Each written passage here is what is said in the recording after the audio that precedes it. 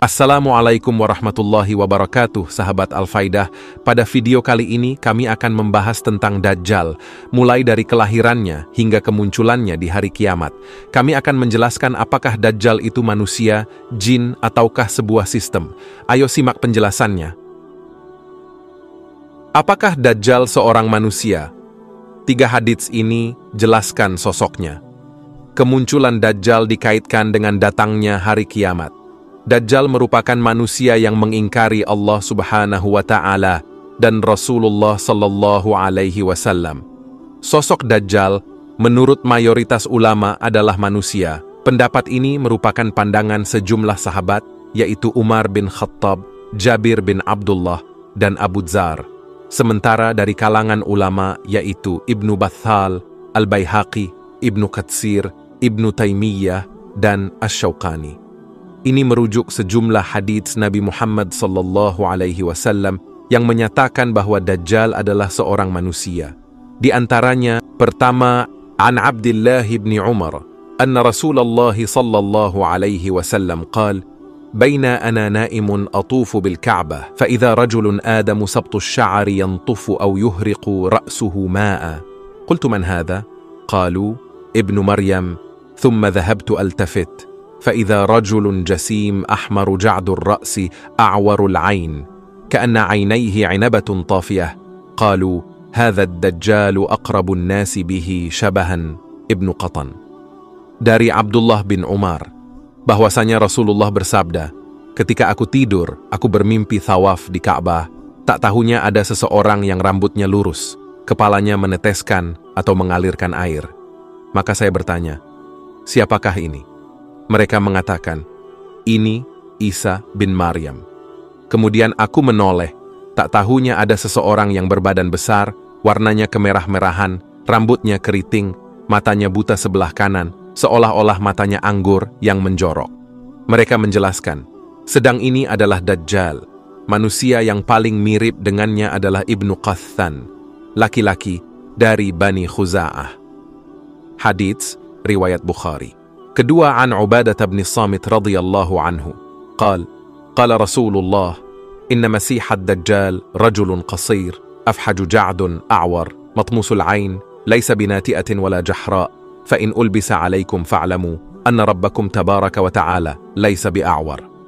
Dari Ubadah bin Asy-Syamit, ia berkata, Rasulullah bersabda, sesungguhnya Dajjal adalah seorang laki-laki pendek, berkaki bengkok, keriting, buta sebelah mata, terhapus mata, tidak menonjol, dan tidak bermata cekung. Jika disamarkan kepadamu, maka ketahuilah bahwa Rabb kamu tidak buta sebelah matanya. Hadits riwayat Ahmad dan Abu Dawud. Ketiga, ani Ibni Abbasin radhiyallahu anhuma, anna an-nabiyya sallallahu alaihi wasallam dzakara ad-Dajjal, faqal, huwa a'waru hijanun ka'anna ra'sahu asala, أشبه رجالكم به عبد العزى بن قطن فإما هلك الهلك فإن ربكم عز وجل ليس بأعور. Dajjal, matanya buta sebelah, kulitnya putih. Dalam satu riwayat, kulitnya putih seperti keledai putih, kepalanya kecil dan banyak gerak, mirip dengan Abdul Uzza bin Qathan. Jika ada orang-orang yang binasa mengikuti fitnahnya, ketahuilah Rabb kalian tidaklah buta sebelah. Hadits riwayat Ahmad dan Ibnu Hibban. Kisah kelahiran Dajjal dan masa kecilnya yang mengerikan. Dajjal ad-Dajjal adalah seorang individu yang terkenal sebagai pendusta besar dan pencetus kekacauan yang diprediksi berasal dari keturunan Yahudi, Yahudza. Berbagai riwayat menyebutkan bahwa pada suatu saat nanti, Dajjal akan dikalahkan oleh Nabi Isa alaihissalam atas kehendak Allah Ta'ala pada masa akhir zaman. Kejadian ini dipercayai sebagai salah satu pertanda akan datangnya hari kiamat. Dajjal bukan jin ataupun makhluk lain, tetapi ia manusia yang ditangguhkan ajalnya seperti halnya Nabi Isa alaihissalam. Dajjal lahir di negeri Samirah, Samaria, negeri kecil di Palestina, warisan Nabi Sulaiman. Negeri Samirah ini berasal nama seorang dari Bani Israel, Musa Samiri, pembuat berhala sapi emas. Ia pengikut Nabi Musa alaihissalam yang kemudian sesat dan merupakan tokoh kafir yang disebut dalam Al-Quran.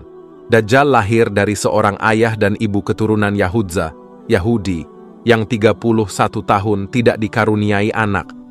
Ketika lahir, Dajjal menjadi anak yang paling menyengsarakan kedua orang tuanya. Sebagaimana digambarkan oleh Rasulullah Shallallahu Alaihi Wasallam, ayah dan ibu Dajjal itu melewati pernikahannya selama 30 tahun tanpa melahirkan satu anak pun. Kemudian, lahirlah dari mereka seorang anak laki-laki yang buta sebelah matanya. Ia menjadi orang yang paling berbahaya dan paling sedikit manfaatnya bagi kedua orang tuanya dan bagi umat manusia. Kedua matanya tertidur, tetapi hatinya tetap terjaga. Keluarga Dajjal, termasuk ayah dan ibunya, adalah penyembah berhala yang menyembah berhala berbentuk sapi betina. Dr. Isa Daud, dalam bukunya Kemunculan Dajjal di Segitiga Bermuda, menyatakan bahwa Dajjal lahir 100 tahun sebelum kelahiran Nabi Musa alaihissalam. Beberapa sumber menyebutkan bahwa asal-usul Dajjal berasal dari Musa Samiri, yang merupakan pembuat berhala sapi emas. Menurut buku Ihdzarul Masih ad-Dajjal, Dajjal lahir akibat hubungan saat ibunya sedang dalam masa menstruasi, yang dianggap sebagai pengaruh perbuatan iblis.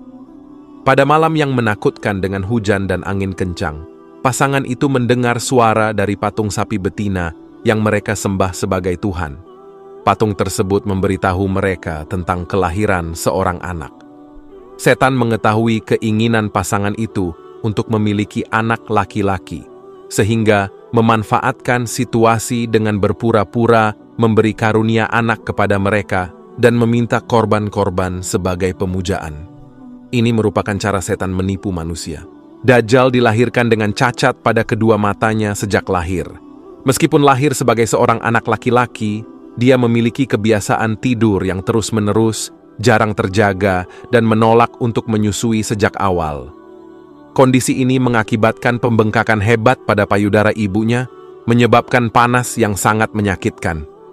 Sayangnya, 2 bulan setelah kelahiran Dajjal, ibunya meninggal dunia. Ayah Dajjal memiliki postur tubuh yang tinggi dan gemuk, dengan hidung menyerupai paruh burung, sementara ibunya berbadan gemuk, memiliki tangan yang panjang, dan memiliki payudara yang besar. Sejak lahir, anak ini dianggap sangat membahayakan kedua orang tuanya dan juga umat manusia. Duka tidak hanya dirasakan oleh ibunya, tetapi juga oleh sang ayah. Dajjal membawa kesialan bagi ayahnya, karena selama sekitar 4 tahun sejak kelahirannya, Dajjal hanya diam dan tidur. Namun, suatu malam, anak itu tiba-tiba bangun dan merangkak ke arah patung-patung berhala, lalu tidur di samping salah satu patung tersebut. Sang ayah terkejut ketika menemukan anaknya tertidur di pangkuan patung yang disembah sebagai Tuhan mereka. Ayahnya memanggil tetangganya dan berita ini tersebar luas, hingga penduduk sekitar berbondong-bondong datang untuk menyaksikan kejadian tersebut. Ketika hakim kota mendengar tentang hal ini dan ingin memiliki anak tersebut karena dianggap membawa berkah, ia mengirim mata-mata untuk membuat rencana. Akibatnya, ayah Dajjal dihadapkan kepada hakim kota dan dipaksa untuk mengakui bahwa berita itu adalah rekayasa belaka dari dirinya sendiri. Sang ayah dipaksa untuk mengaku bahwa dialah yang meletakkan anaknya di pangkuan patung sapi tersebut. Karena sang ayah Dajjal menolak tuduhan tersebut, ia dipenjara dan disiksa. Sementara itu, Dajjal diambil oleh hakim dan dirawat di dalam istana.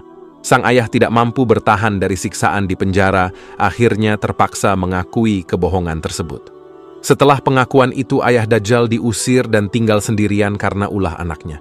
Dalam keadaan terasing, ayah Dajjal meninggal karena penderitaannya. Setelah sekitar 1 tahun 1 bulan berada di dalam istana, negeri Samiri dilanda bencana yang dahsyat. Allah Ta'ala membinasakan negeri tersebut karena penyembahan berhala dan perilaku maksiat penduduknya yang melampaui batas. Kemudian Allah memerintahkan Jibril untuk menyelamatkan anak tersebut dan membawanya ke sebuah pulau terpencil di tengah lautan luas yang dikenal sebagai Laut Yaman. Pulau yang didiami Dajjal ini dikenal dengan nama Jazirah Ats-Su'ban Ar-Rahib wa Ad-Dabbah Al-Halba, yakni sebuah pulau yang terdapat ular mengerikan dan hewan berbulu tebal. Hewan melata yang berbulu lebat inilah yang menjaganya selama Dajjal mendiami pulau itu. Hewan ini disebut sebagai Al-Jassasah, yang bisa berbicara layaknya manusia. Pulau itu berukuran kecil, bagaikan tumpukan bebatuan. Pulau itu terpisah dari gugusan pulau-pulau yang banyak jumlahnya. Dajjal sepanjang hari sepanjang tahun selalu tidur layaknya penghuni gua. Untuk diketahui, kisah Dajjal ini tidak ditemui dalam riwayat yang sahih. Adapun kebenarannya, kita masih membutuhkan referensi yang sahih selain yang diceritakan oleh buku-buku dan literatur di atas. Jika memang kisah tersebut benar adanya, maka kita memohon kepada Allah Ta'ala agar diberi rahmat dan taufik sehingga bisa selamat dari fitnah Dajjal di akhir zaman nanti. Amin ya Rabbal Alamin. Terima kasih telah menyimak. Jangan lupa untuk memberikan like, share, subscribe, dan tinggalkan komentar di bawah video ini. Dukungan kalian sangat berarti bagi kami. Semoga informasi yang kami sampaikan bermanfaat. Sampai jumpa di video berikutnya. Wallahu a'lamu bis-shawwab. Wassalamualaikum warahmatullahi wabarakatuh.